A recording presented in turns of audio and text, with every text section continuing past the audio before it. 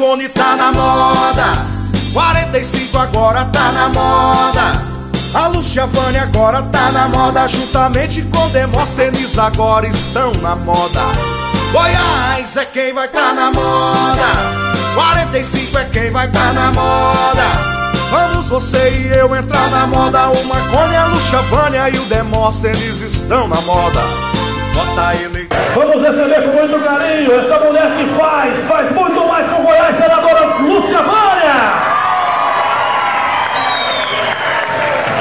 De votar 45 eu vou digitar 45. Eu assumo o compromisso de poder ser um canal de interlocução da OEG na área federal. Eu acredito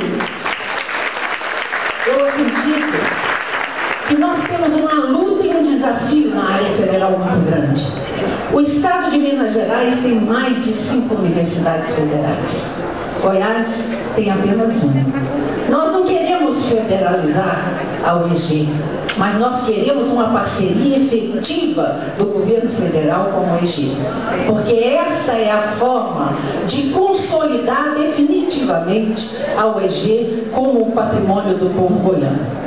Portanto, contem comigo lá para fazer esta luta em função de fazer com que o governo federal seja realmente um parceiro da OEG.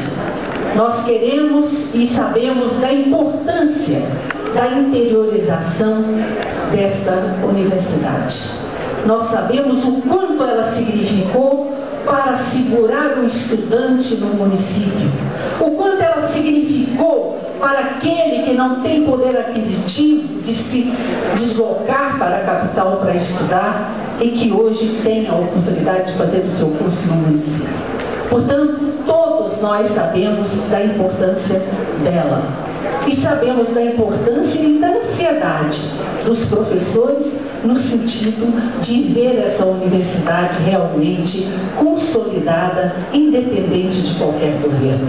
É muito duro simplesmente mudar o governo e a gente vê a universidade esquecida ou não priorizada.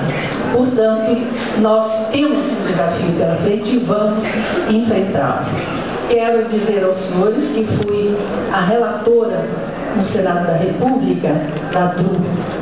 A DRU que retirou o bloqueio da educação há mais de 20 anos, que estava retirando 20 bilhões da educação para o pagamento da dívida. Com a DRU, uma luta de 20 anos, nós conseguimos, a partir do próximo ano, definitivamente os 20 bilhões de volta para a educação. Isso vai possibilitar a universalização do ensino médio e vai possibilitar a consolidação do ensino infantil.